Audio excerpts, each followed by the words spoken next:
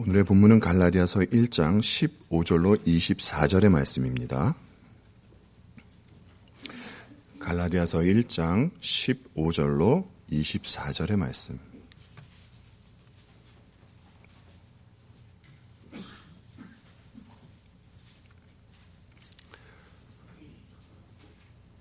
저희들 함께 봉독하겠습니다. 그러나 내 어머니의 태로부터 나를 택정하시고 그의 은혜로 나를 부르신 이가 그의 아들을 이방에 전하기 위하여 그를 내 속에 나타내시기를 기뻐하셨을 때에 내가 곧 혈육과 의논하지 아니하고 또 나보다 먼저 사도된 자들을 만나려고 예루살렘으로 가지 아니하고 아라비아로 갔다가 다시 다메섹으로 돌아갔노라. 그 후 3년 만에 내가 게바를 방문하려고 예루살렘에 올라가서 그와 함께 15일을 머무는 동안 주의 형제 야고보 외에 다른 사도들을 보지 못하였노라. 보라, 내가 너에게 쓰는 것은 하나님 앞에서 거짓말이 아니로다. 그 후에 내가 수리아와 길리기아 지방에 이르렀으나 그리스도 안에 있는 유대 교회들이 나를 얼굴로는 알지 못하고 다만 우리를 박해하던 자가 전에 멸하려던 그 믿음을 지금 전한다 함을 듣고 나로 말미암아 하나님께 영광을 돌리니라. 아멘. 사도 바울은 과거 유대교 신자였습니다. 유대교에 대해서 훤히 꿰뚫고 있던 그런 분이셨습니다. 율법에도 능통하셨고요. 또 그에게는 모든 일에 있어서 열심히 있었습니다. 그리고 그리스도인들을 잡아 핍박하는 일을 하셨던 분입니다. 또 그의 열심으로 신자들을 잡으러 다메섹으로 가다가 웬 은혜인지 예수 그리스도가 그를 만나주셔서 그에게는 변화가 왔습니다. 바울은 예수님을 만나고 영원 전부터 이미 사랑으로 충만히 계시던 삼위일체 하나님을 알게 되었습니다. 그 하나님이 자신을 사랑하여 주시고 또 만나 주셨다는 것을 알게 된 것입니다. 그래서 그의 손에는 피 대신에 이제는 복음이 들려지게 된 것입니다. 우리가 믿지 않는 분들에게 복음을 전해보면 정말 답답한 마음이 들 때가 있습니다. 그것은 우리가 성경이 온전한 하나님의 말씀이라고 믿는데 믿지 않는 분들은 성경이 하나님의 말씀인지 어떻게 아느냐, 자신은 믿지 못하겠다라고 할 때입니다. 그래서 우리는 이야기를 하죠. 성경을 보면 성경에는 일관성이 있고 통일성이 있으며 성경 자체가 하나님의 말씀이라고 자증하고 있다라고 말입니다. 그러면 그들의 반응은 그것은 그쪽에서 그렇게 말하는 것이 아닙니까? 라고 그냥 그렇게 비웃고 맙니다. 성경이 하나님의 말씀으로 믿어지는 것은 엄청난 축복입니다. 왜냐하면 성경이 하나님의 말씀으로 믿을 수 있게끔 그 믿음을 준 것은 하나님께서 우리 안에 오셔 역사를 하셨기 때문입니다. 그러면 믿는 분들에게는 그때부터는 점점 보이지 않던 것이 보이기 시작합니다. 신비한 어떠한 것을 말씀을 드리려고 하는 것이 아닙니다. 비록 오늘을 살고 있지만 성도의 시선은 이제 창세 전과 먼 미래에 있을 그곳을 보게 되고요. 나라도 두 나라가 있다는 것을 알게 됩니다. 또 무엇보다 나라는 존재가 내 것인 줄 알았는데 나는 내 것이 아니라 나를 소유하고 계시는 분은 따로 계시는구나. 그렇다면 나는 그분의 뜻에 따라 살아야 함이 마땅한 것이로구나. 라고 성도는 생각을 하게 됩니다. 성도도 과거 예수님을 믿기 전에 삶을 살아가면서 세상의 것으로 기쁨과 즐거움을 문득문득 느끼며 살던 시간이 있었습니다. 그리고 세상이 주는 편안함을 누리던 시간도 말입니다. 한국에 있는 저의 친구도 그런 말을 하더라고요. 더도 말고 덜도 말고 딱 지금처럼만 살았으면 좋겠다고 말입니다. 그 친구는 예수님을 믿는 친구가 아닙니다. 그럼에도 그 친구가 경제적으로 안정이 되고 삶이 평탄하게 느껴지니까 이 삶이 계속되어졌으면 좋겠다라는 이야기를 하더라고요. 그러나 예수님을 인격적으로 만나지 못하면 사실 세상 그 누구도 참된 안식을 누릴 수 없습니다. 마음 어느 한 곳에 나 있는 구멍으로 늘 서늘한 바람이 들어오게 됩니다. 세상에 닥치는 문제란 한두 가지가 아닙니다. 이에 대해서는 여러분이 더 잘 아실 것입니다. 그렇지만 예수님을 진심으로 믿는 분들에게는 세상으로부터 오는 여러 문제 속에서도 위로를 얻습니다. 그리고 그 위로가 그를 살게 합니다. 그래서 여러분, 우리가 처음 하이델베르그 요리문답 시작할 때 문답의 내용이 이런 것이었죠. 살아서나 죽어서나 당신의 유일한 위로는 무엇입니까? 에 대한 답이 살아서나 죽어서나 나는 나의 것이 아니요 몸도 영혼도 나의 신실한 구주 예수 그리스도의 것입니다. 라는 것이었습니다. 기억나시죠? 네, 우리가 주님의 것이라는 이유가 우리의 위로요, 우리를 또 살게 하는 것입니다. 사도 바울은 계속해서 자신의 사도직에 관하여 변론을 합니다. 내가 전하는 복음은 오랫동안 연구해서 나온 결과물도 아니고 그 누구로부터 배워서 전하는 복음도 아니다. 내가 전하는 복음은 예수 그리스도께 직접 받은 것이다. 그래서 바울이 작성한 다른 서신서 로마서 16장 25절에서는 나의 복음과 예수 그리스도를 전파함은 영세 전부터 감추어졌다가 라고 말씀을 하십니다. 바울은 예수님께 복음을 직접 받았기 때문에 이런 이유에서 복음을 전할 때 나의 복음이라고 하는 것입니다. 그래서 바울은 처음 예수님을 만나고 그가 가지고 있는 복음에 대하여 누구와 의논할 필요가 없었던 것입니다. 그래서 바울은 다른 사도들에게 복음을 확인받기 위해서 예루살렘에 가지도 않았다는 것입니다. 왜냐하면 예수님께서 직접 찾아오셔서 계시해 주신 복음이 참 복음이었기 때문입니다. 후에 말씀드리겠지만 바울이 이렇게 말한 이유가 있습니다. 당시 초대교회 공동체의 리더들로서 베드로, 야고보, 요한이 예루살렘에 있었습니다. 그렇기 때문에 거짓 복음을 전하는 자들이 바울을 비하하기 위해서 이런저런 말을 할 때 바울은 이류 사도다. 예루살렘에 있는 진짜 사도들에게 복음을 배워서 알게 된 이류 사도다. 그리고 그가 가르치는 복음은 부족한 점이 있다라고 주장을 했던 것입니다. 그러니 자신들이 전하는 말을 따르라는 것이 거짓 복음을 전하는 자들의 말이었습니다. 바울은 이들이 거짓으로 본인에 대해서 말한다는 것을 잘 알고 있기에 아니다. 나는 참된 복음을 알고 믿기에 예루살렘에 가지 않았다. 갈 필요가 없었다. 라고 변론하는 것입니다. 그리고 바울은 자신이 전하는 복음이 참된 것이라고 증거까지 제시를 합니다. 그런데 여러분, 무엇이 좋다고 소개를 하려면 그에 걸맞는 샘플이 있어야겠죠. 그거를 보여주면서 이거 보십시오. 좋지 않습니까? 라고 이야기를 해야 하는 것입니다. 그래서 여러 교회에서는 사람들에게 이 샘플 자료로서 간증을 시킵니다. 들어보면 물론 좋은 간증도 있습니다. 그렇지 않은 간증이 훨씬 많은 것이 문제죠. 그리고 목사나 교회 리더들은 예수님을 믿는 것으로서 자신에게 주어진 신비한 은사가 있다고 그렇게 소개를 합니다. 이런 것으로 증거를 삼으려고 하는 것입니다. 미래를 예측하는 예언, 신유의 은사, 별의 별 은사들을 다 이야기를 합니다.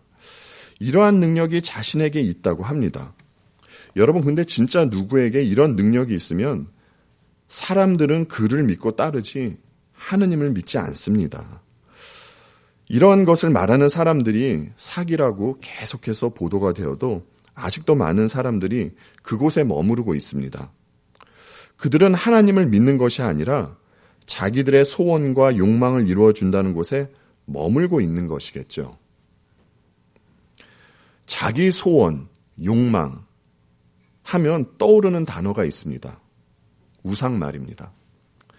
하나님께서는 우상을 섬기지 말라고 하시는데 이 말씀에 대적하여 우상을 만들라는 세력이 있습니다. 요한계시록에는 삼위일체 하나님을 따라하는 용, 10뿔 달린 짐승, 그리고 2뿔이 있고 용처럼 말하는 짐승이 등장을 합니다. 그런데 이 짐승이 사람들을 미혹을 하는데 방법이 큰 이적을 행하면서 사람들을 미혹하는 겁니다. 그리고 하늘에서 불이 내려오게 하고 이적을 보여주면서 사람들에게 하는 말이 짐승을 위해서 우상을 만들라고 합니다. 그리고 그 우상에게 경배하지 않는 자들은 몇이든지 다 죽이게 한다고 이야기를 합니다. 여러분, 이 시대에 있는 거짓 선지자들도 사람들을 미혹할 때 동일한 방법을 쓰고 있습니다. 그리고 끊임없이 사람을 위한 하나님을 이야기합니다. 주체가 하나님이 아니라 사람입니다.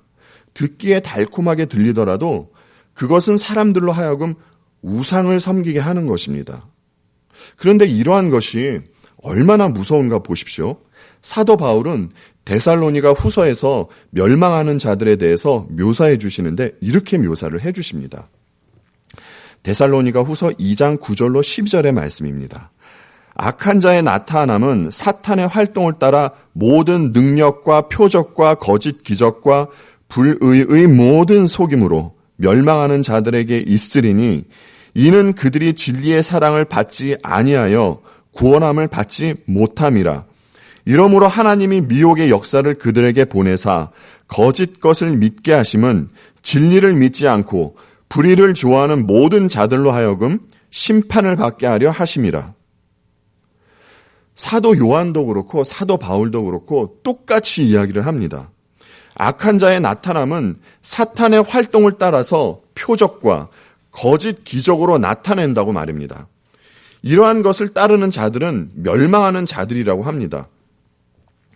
그러니까 이런 초자연적인 현상을 나타낸다는 것으로 예수님을 믿는다는 증거가 될 수 없다는 것입니다. 그렇다고 여러분, 우리가 이러한 가르침을 따르지 않는다고 난 됐다, 난 신비주의가 아니야, 나는 고지론을 믿는 사람도 아니야 라고 생각할 수 없습니다. 그러면 안 됩니다. 그렇게만 말하고 그 자리에 가만히 있으면 안 됩니다. 지난번에 말씀드렸죠. 사람은 자신이 무엇을, 누구를 믿느냐에 따라서 삶의 모습이 나타나게 된다고 말입니다. 그런데 사도 바울은 자신이 예수 그리스도를 믿는 것으로 나타나는 증거가 있다고 봐라 그러면서 당당히 제시를 합니다. 그런데 참된 기독교를 모르는 사람이 바울이 제시하는 증거를 보면 이게 뭐야? 그럴 것입니다. 그것은 사도 바울이 지금 목적하며 살고 있는 삶과 과거의 삶을 대비하여 보여주는 것, 변화된 삶이 그가 예수님을 믿는다는 바로 그 증거입니다. 그가 목적하는 것이 무엇입니까? 영적으로 바울은 다시 살린 복음을 전하는 것입니다. 복음이 뭐길래 이를 전하는 것입니까? 복음은 과거에 그가 핍박하던 분들이 믿던 예수 그리스도의 죽으심과 부활입니다. 여러분, 사도 바울이 과거에 예수님의 십자가 사건을 몰랐을까요? 익히 들어서 잘 알고 있었을 겁니다. 그렇다면 부활의 소식 또한 잘 알고 있었을 것입니다. 바울은 예수님의 부활 소식보다는 예수라는 분이 십자가에 달려 죽어서 장사를 지냈는데 그가 장사된 곳, 그곳을 보니 빈 무덤이더라 라는 소식은 들었을 것입니다. 그래서 예수님에 대해서 바울이 생각을 했겠죠. 자기가 하나님의 아들이라고 하더니 저주받은 사람들만 달려 죽는다는 십자가 사형틀에서 죽었구나. 그렇게 생각했을 것입니다. 바울은 과거에 그 어떠한 정보로서 예수님의 십자가, 부활의 소식 들었습니다. 그런데 말로만 듣던 십자가와 부활의 당사자인 예수님을 만나자 그가 듣고 보던 십자가와 부활을 완전히 새롭게 보게 된 것입니다. 바울은 바리새인이었습니다. 자기가 열심히 율법을 지켜서 구별된 백성임을 증명할 수 있다고 그렇게 믿고 있던 분입니다. 그런데 그는 예수님을 만나고 율법으로는 내가 죄인이라는 것을 깨달을 뿐이로구나. 율법은 예수 그리스도께로 인도하는 몽학 선생의 역할만 하는 것이로구나. 구원을 얻기 위해서는 반드시 예수님이 십자가에 달려 돌아가시고 부활하셔야만 했구나. 라고 다시 모든 것을 그는 재해석하게 된 것입니다. 그런데 보십시오, 여러분. 사도 바울이 사람들에게 들어서 가지고 있던 예수님에 대한 정보, 여러 가지가 있었겠죠. 예수님께서 자신이 누구라고 말씀하셨던 것, 예수님께서 행하신 여러 기적 사건, 그리고 죽음과 부활.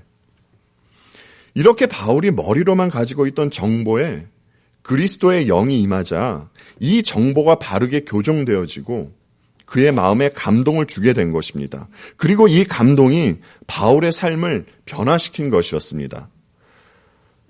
바울은 자신의 변화된 삶을 예수님을 믿는 자로서의 증거로 제시하고 있는 겁니다. 과거에 내가 어떤 사람이었는지 너희들 잘 알고 있지 않느냐. 그러나 지금은 아니다. 나는 예수 그리스도의 복음을 전하는 것이 내 삶의 목적이다. 라는 것이죠. 그리고 또 한편으로 바울은 예수님을 믿는 것으로 여러 은사가 나타나는 고린도 교회를 향하여 하는 말씀이 참으로 소박합니다. 우리 같으면 그 고린도 교회는 자기들이 가지고 있는 은사로 이렇게 자랑하시는 분들이 많지 않았습니까? 우리 같으면 사람들이 은사를 자랑하면서 이야기할 때 나는 삼층천에 다녀왔어. 내가 가지고 있던 손수건에 아픈 사람이 닿기만 해도 병고침을 입어. 뭐 이런 이야기를 했을 것입니다. 그런데 바울은 그런 초자연적인 이야기는 하지도 않습니다. 왜 해도 돌려서 다른 사람 이야기하듯 그렇게 이야기를 했습니다. 바울은 대신에 너희들 가지고 있는 것 좋다. 그런데 내가 더 좋은 것, 가장 좋은 것을 말해줄게 하고 처음으로 말한 것이 사랑은 오래 참고였습니다. 여러분, 이 오래 참음은 예수 그리스도의 성품입니다. 그래서 예수 그리스도께 뿌리를 내리고 있는 분들에게는 이 오래 참음이 나타나는 것입니다. 이런 아름다운 성품 그리고 목적이 바뀐 삶의 변화가 바울이 말하는 내가 그리스도를 믿는 증거다라는 것입니다. 그리고 바울은 복음도 주님께서 직접 찾아오셔서 주신 것이지만 자신이 복음을 전파하는 것도 창세 전에 하나님의 계획 안에 있던 것이라고 말해주고 있는 것입니다. 우리가 창세전, 영원전 이런 말을 자주 들어서 그렇지 사실은 이 말의 의미는 참으로 엄청난 것입니다. 시간은 천지가 창조되면서부터 시작이 된 것인데 바울이 이방인들에게 복음을 전하도록 부름을 받은 것이 우주가 창조되기 전부터 하나님의 계획으로 되어진 것이다 라는 것입니다. 우리의 이성으로 이해 불가능한 말입니다. 그런데 하나님은 사람들에게 얘야 내 뜻이 이러한데 이러저러한데 네가 내 뜻을 좀 이루어줄 수 없겠니? 이렇게 말씀하시지 않으십니다. 구약의 선지자 예레미야를 세우실 때도 하나님께서 말씀하시기를 내가 너를 모태에 짓기 전에 너를 알았다고 그렇게 말씀을 하십니다. 하나님은 주권적으로 계획을 세워놓으시고 하나님의 계획이 창조를 통해서 이루어져 나가는 것입니다. 바울도 마찬가지입니다. 어머니의 태로부터 바울을 택정하신 분께서 인간의 역사 안에서 하나님의 뜻을 이루어 가시는 것입니다. 그래서 주님은 사도행전 9장 15절로 16절에서 이런 말씀을 하시는 것입니다. 주께서 이르시되 가라 이 사람은 내 이름을 이방인과 임금들과 이스라엘 자손들에게 전하기 위하여 택한 나의 그릇이라. 그가 내 이름을 위하여 얼마나 고난을 받아야 할 것을 내가 그에게 보이리라 하시니. 하나님께서 누구를 쓰실 때에는 왜 글을 쓰시는지 우리는 그 이유에 대해서는 모릅니다. 하나님께서 그냥 글을 주권적으로 쓰시는 겁니다. 성경은 바울이 주께서 쓰시기 위하여 택한 그릇이라고 말을 하고 있습니다. 그릇이 무엇입니까, 여러분? 도구죠. 그릇은 도구입니다. 그러니까 바울은 하나님의 창세전 계획대로 주님의 뜻을 이루기 위한 도구로 쓰여진 겁니다. 사도 바울이 여러 신이 있는 가운데에서 그 여러 신 가운데서 바울이 주님을 선택한 것이 아니라 유일 신께서 주님의 이름을 위하여 바울을 선택하여 주신 것입니다. 그런데 여러분, 창세 전부터 하나님께 택함을 받은 바울에 대해서 뭐라고 말씀해 주십니까? 그는 하나님께 크게 쓰일 그릇인데 성령 하나님의 인도함을 받고 복음을 전할 자라고 합니다. 그리고 이어서 그의 미래에 대해서 말씀하시는 것을 보십시오. 주님의 이름을 위하여 얼마나 고난을 받아야 할 것을 바울에게 보이시겠다고 하십니다. 조금 전에 예레미야 선지자도 잠깐 언급을 했지만 그도 만만한 삶을 산 분이 아니셨습니다. 그의 별명이 무엇입니까? 눈물의 선지자입니다. 이분도 사도 바울의 선배로서 거짓 선지자들 때문에 가슴에 피멍이 들었던 분입니다. 하나님의 백성이라 하여 모든 사람이 예레미야 선지자나 사도 바울과 같이 혹독한 인생을 살지는 않습니다. 세상 안에서 부름받은 모습도 다르고 부름받은 자리도 다르기 때문입니다. 그러나 성도는 주님을 담고 있는 그릇입니다. 그래서 반드시 그분을 드러내야 하는 도구로서의 역할을 감당해야만 합니다. 그릇은 그릇 자체로서는 아무것도 아닙니다. 그릇에 무엇이 담겨져 있느냐에 따라서 그 그릇의 값어치가 올라가기도 하고 떨어지기도 하는 것 아니겠습니까? 그래서 다소 건방지게 들릴 수 있는 말이지만 사도 바울이나 우리가 그렇게 존경에 맞지 않는 칼빈, 조나단 에드워즈처럼 하나님께서 귀인 쓰신 분들과 지금 이 자리에서 함께 예배하는 우리, 하나님 앞에서 누가 더 나은 우열이 없습니다. 하나님께서 쓰시고자 하여 맡긴 역할이 다를 뿐입니다. 그래도 종교개혁의 중심 인물인 칼빈하고 평범한 월급쟁이로 사는 나하고 비교가 되나? 라는 생각이 들 수도 있습니다. 네, 그런데 비교가 됩니다. 여러분이 계신 자리에 여러분이 적격이셔서 하나님께서 그 자리에 세우신 것입니다. 바울은 바울의 자리가 있고 우리는 우리의 자리가 있는 것입니다. 그리고 창세전에 선택받은 백성이라 할지라도 고난이 따른다는 것이죠. 왜냐하면 세상 자체가 타락한 세상이기 때문입니다. 그리고 우리가 배워왔듯이 사탄이 성도를 가만히 놔두지 않습니다. 그리고 성도 안에도 여전히 죄의 오염이 남아 있습니다. 그렇게 성도는 싸워야 할 대상이 안팎으로 있는 분들이기에 하나님 나라에 갈 때까지 끊임없는 전투 속에 있습니다. 그래서 사도 바울과 같이 우리에게도 고난이 따를 수밖에 없는 것입니다. 그 사람들은 예정 그러면 누구는 택함을 받고 누구는 택함을 못 받은 것 이렇게만 생각을 합니다. 그래서 하나님은 불공평한 하나님이시다. 그리고 택함을 받은 사람은 아무렇게나 살아도 구원받겠네. 또 반대로 아무리 착하게 열심히 잘 살아도 그는 택함을 못 받아서 지옥 가겠네. 라는 식의 비아냥거리는 말을 사람들이 하고는 합니다. 그런데 우리가 에베소서를 강의해 주실 때 배웠듯이 이 사도 바울은 당신은 구원받은 사람, 당신은 구원받지 못한 사람을 이야기하려고 예정교리를 이야기한 것이 아니었습니다. 이것은 철저하게 하나님의 주권을 강조하려고 하신 말씀입니다. 바울이 창세 전부터 하나님의 계획 하에 택함을 받았다면 택함 받은 바울은 얼마나 안전함 속에 있는 것이겠습니까? 그리고 지금 자신의 존재됨에 대해서 얼마나 귀하게 여기겠습니까? 그것을 안다면, 그렇다면 당연히 따라오는 것이 책임이겠죠. 예정됐으니까 아무렇게나, 이건 말이 되지 않습니다. 그래서 사도 바울은 복음을 전하는 일에 있어서 목숨을 걸고 복음을 전했던 것입니다. 하나님의 주권을 강조한다고 해서 사람에게 방종이 따르지 않습니다. 사람이 상상할 수도 없을 때 시간이 만들어지기 전에 하나님께서 예정하셨다면 이 예정의 열매가 창조되어진 이 역사 안에서 반드시 나타나기 마련입니다.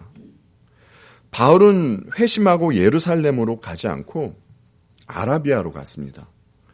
그리고 다시 다메섹으로 갔습니다. 바울은 이곳에서 위험한 일을 겪고 도망을 하게 됩니다. 고린도후서 11장 31절로 33절의 말씀입니다. 주 예수의 아버지 영원히 찬송할 하나님이 내가 거짓말 아니하는 것을 아시느니라. 다메섹에서 아레다 왕의 고관이 나를 잡으려고 다메섹 성을 지켰으나 나는 광주리를 타고 들창문으로 성벽을 내려가 그 손에서 벗어났노라. 지금 읽은 본문 전에는 이런 내용이 있었습니다. 바울은 사람들이 자랑하는 목록을 빗대어서 말을 했습니다.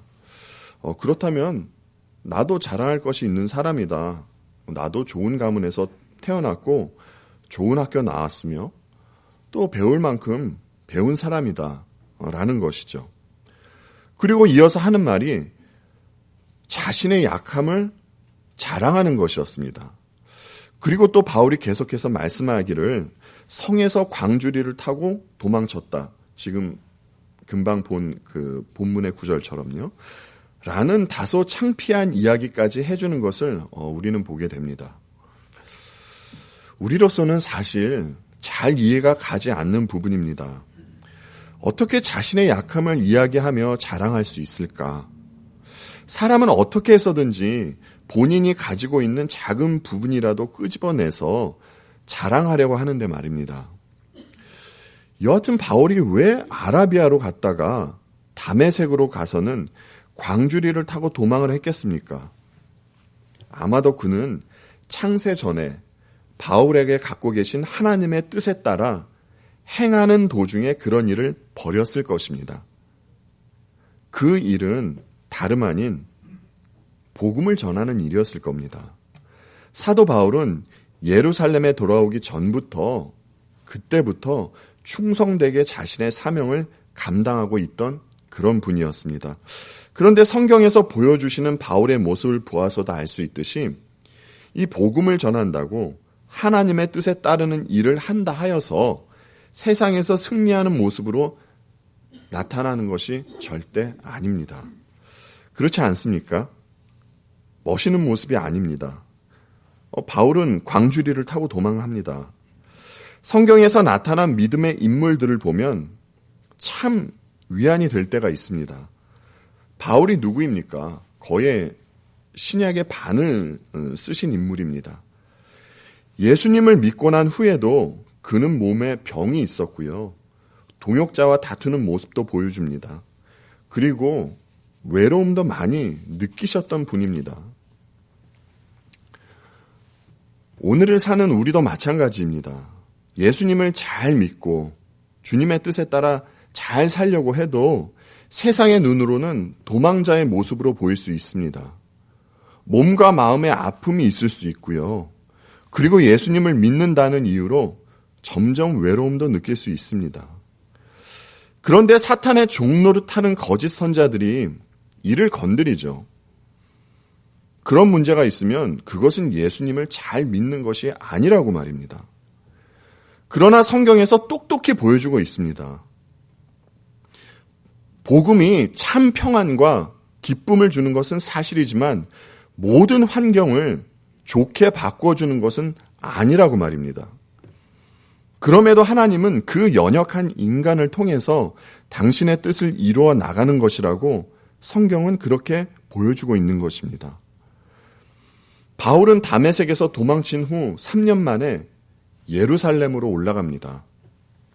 오늘의 본문에서 말씀해 주기를 그곳에서 15일을 머무는 동안 베드로와 야고보 외에 다른 사도들은 보지 못했다고 합니다. 베드로하고 바울은 예수님에 대한 대화를 나누었을 것입니다. 당연한 것이겠죠. 베드로는 예수님께서 승천하시기 전까지 3년 반의 시간 동안 그 시간 동안 같이 했던 그러한 인물입니다. 사도 야고보도 마찬가지입니다. 야고보는 예수님의 어린 시절의 모습도 알고 있던 그런 분입니다. 예수님에 대해서 아는 것이 참으로 많았을 것입니다. 바울은 예수님으로부터 직접 복음을 받았지만 이 땅에 살면서 직접적으로 예수님과 동고동락했던 시간은 전혀 없었습니다. 바울이 두 사도들을 통해서 자신이 그토록 믿고 사랑하는 분의 이야기를 들었을 때 얼마나 흥미롭고 기뻐했겠습니까? 그래서 오늘 살아가는 우리도 예수님을 알아가는 것으로 기뻐하는 마음이 생기는 것이 사실은 정상입니다. 아무리 예수님에 대한 이야기가 전해져도 마음에 아무런 요동이 일지 않는 것은 그것은 예수님에 대한 관심이 없거나 그분을 사랑하지 않는 것일 수 있습니다.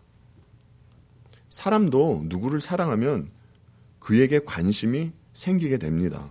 사랑하면 관심이 있습니다.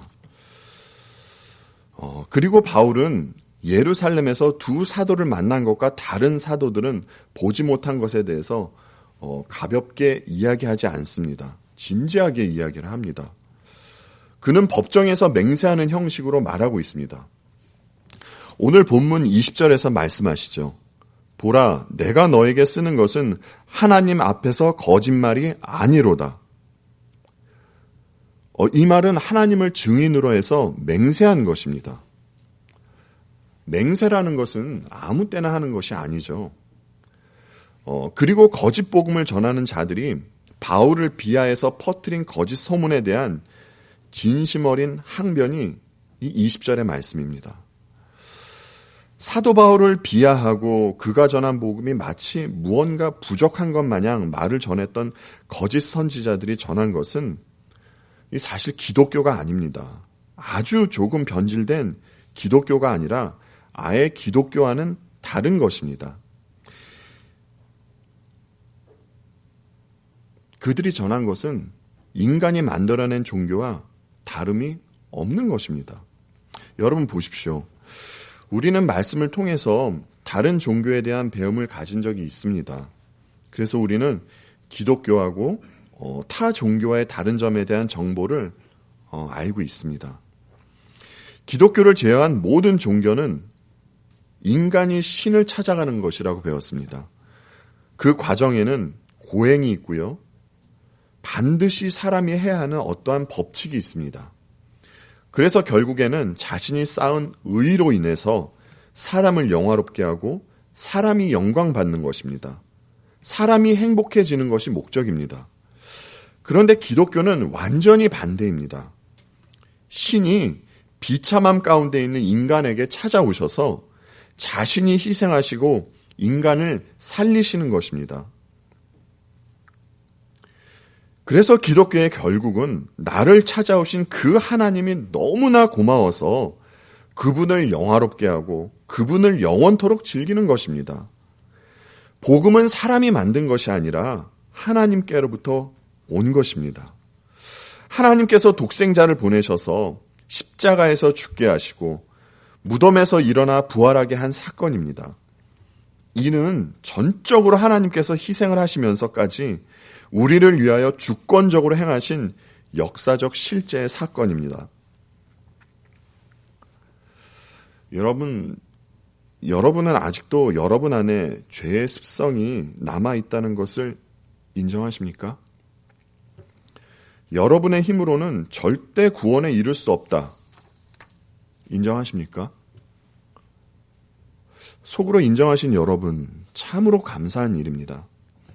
그러나 이 사실에만 그치고 머물면 이것은 복음이 아닙니다. 여러분, 성경을 보시면 구약에서 예언되어진 비밀이 신약에서 밝히 드러나죠. 신약에서 밝히 보여주십니다.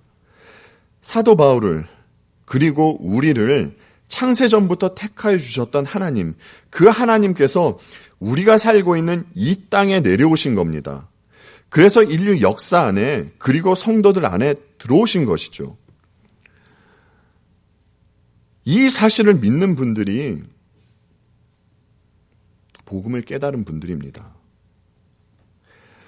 지금도 그렇게 말하는 분들이 있는지 모르겠는데, 하나님으로부터 은혜를 받으려면 어떤 특별한 장소로 가면 하나님께서 더 큰 은혜를 주신 곳이 있다라고 말하는 분들이 있었습니다. 그래서 기도를 하더라도 어떠한 자기가 정해놓은 어떠한 장소에 가서 기도를 하곤 하는 모습을 본 적도 있습니다.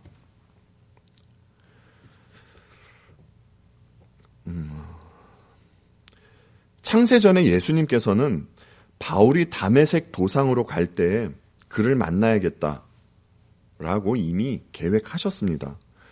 그리고 사람의 역사 안에서 정하신 그때에 만나 주셨습니다. 그렇다고 여러분, 다른 사람들도 예수님을 만나기 위해서 바울이 예수님을 만났던 그곳으로 가야 할까요? 그건 아니죠. 택함을 받은 자에게는 그가 어느 곳에 있든지 하나님께서 그를 찾아가서 만나 주십니다.